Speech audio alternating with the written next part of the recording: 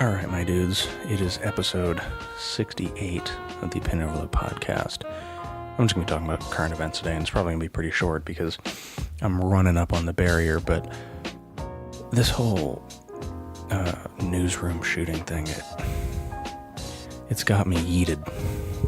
Honestly, I mean, the whole, Sam and I are going back and forth about it, the whole idea that Milo Yiannopoulos started it,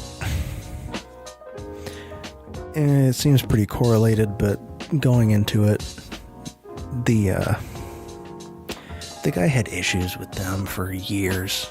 He'd gone back to a defamation suit in 2012, which, for those of you who don't know, defamation is really, really hard to try in the United States and win.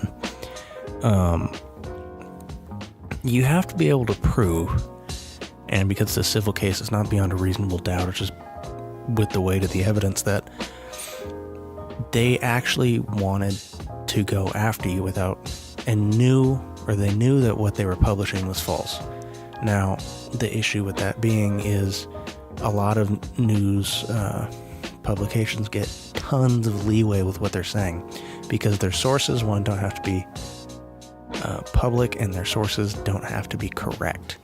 Now, in countries like the UK, it's a lot easier to get away with to win defamation suits because differences in the law, but you know, it's an issue, and it eventually led up to this shooting. Now, the idea that Milo Yiannopoulos made it happen, the evidence is too far gone, and we don't have enough information at this point in time.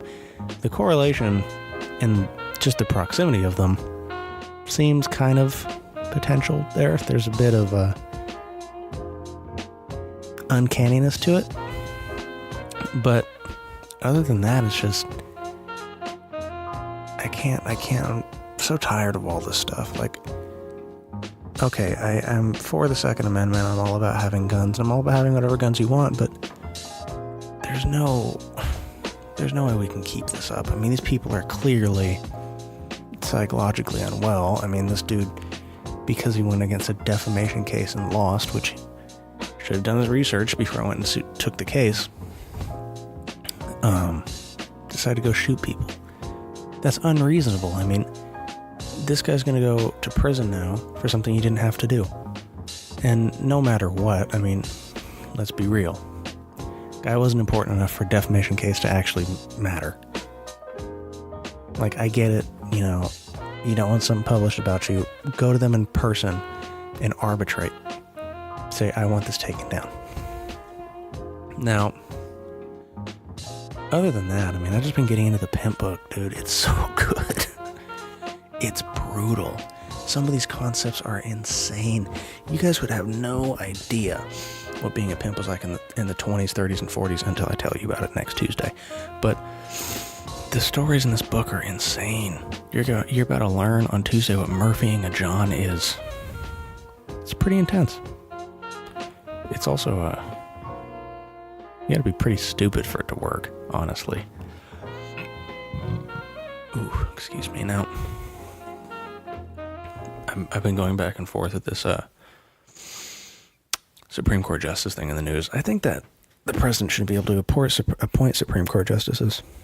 I really think that it should be a election by the public, because these people are around for decades. I mean, the one that just left, Kennedy, was appointed in the Reagan era. That's a long time. It's about 30 years, I think. So these people make huge decisions regarding our laws, and we just don't get to pick them. The fact that we don't kind of bothers me. Like, if someone goes and skews the court unfairly, example, if you have 5 liberals to 4 conservatives or vice versa, you're going to have a lot of biased issues. Like, the idea that Roe v. Wade might be overturned kind of upsets me. Now, it doesn't mean abortion be illegal. It just means it goes to the states. But it would just be so much of a step back. in terms of just all the stuff that we're doing, and, you know, I don't particularly prescribe to the Trumpisms of our presidency, but if you really just wanted to decide to fuck everything up, why you just give one party total power, basically? And the crazy part is that there are people within the Republican Party that are being like, dog, what are you doing? Who the fuck needs it? What the hell is this Space Force thing? I mean, really? I get it, cool. I think I talked about it last week, but like, if you want to skew public opinion away from things you're doing, you go to space. That's just what you do. We did it in the Cold War. We did it with the space shuttle programs. It's just what you do. Now, do I think that we need a space force? Eventually, yes. Do I think we need to weaponize space? No, because wars in space will be terrible. I don't think people understand the implications of that. I mean, you know, if you could put a kinetic weapon into orbit and use it as, I would say, a bombing platform, it would have way more destructive power and less risk of than nuclear weapons. Like, you could drop a 6,000-pound rod from space and accelerate it to its terminal velocity, and the damage that would cause is outrageous. You'd be able to pierce bunkers like at least 20 feet underground. You could do whatever you wanted. No one would be safe ever. Drone strikes? Nah. I'm gonna pierce you with a needle from space. That's the size of you. But consistently heavier because it's made of depleted uranium.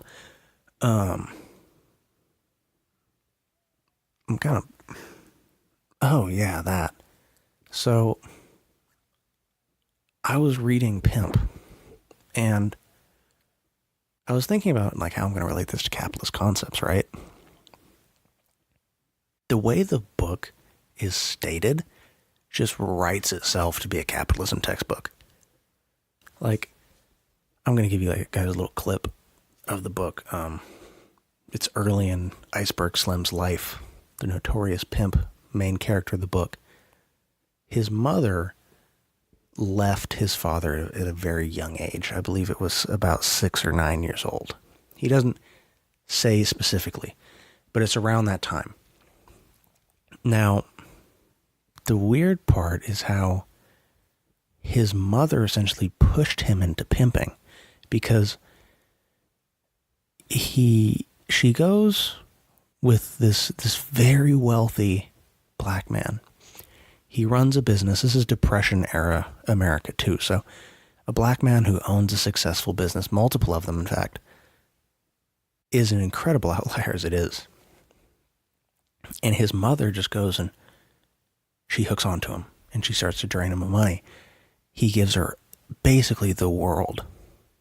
Barber or salon that she runs. She gets all the clothes she wants. The kid, Iceberg, loves him. He was the father he always wanted.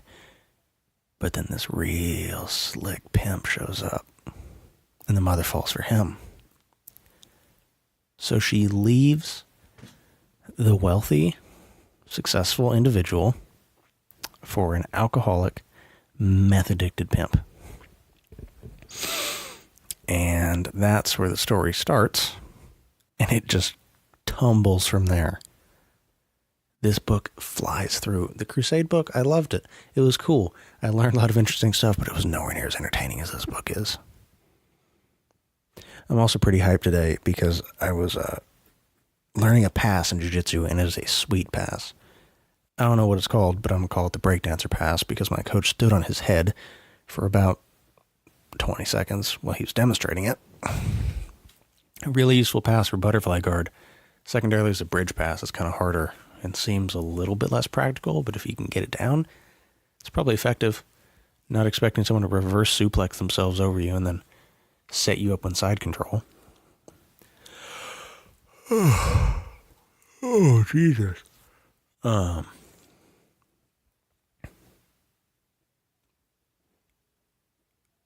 Lost my train of thought. Kind of slow today. Checking the time here, I'm at 10 minutes. Damn. Oh, I was reading a foreign relations article about that whole Muslim re-education camps. That shit is bad. They're forcing people to eat pork, forcing them to basically blaspheme against their religion, to quit, rebuke Islam. And there's about 1 million people in these camps. My mother was talking the other day about potentially going to China, and I had to kind of strike that idea down because it's not a good idea to go to a country that you're in a trade war with, specifically one that has a essentially totalitarian leader who's shifting the country back from its capitalist society to a proto-communism-ish type thing, control economy. I mean, the thing that really shocks me about that country is Xi Jinping owns all the banks. The reason their economy is growing so fast is because everyone is going into debt, and he can just choose to wipe all that debt because he owns all the banks. That's weird. I don't really understand how that works, but he can do it. I don't understand how they can spend all this money, go into all this debt, and then just erase it. It blows my mind that someone can do that.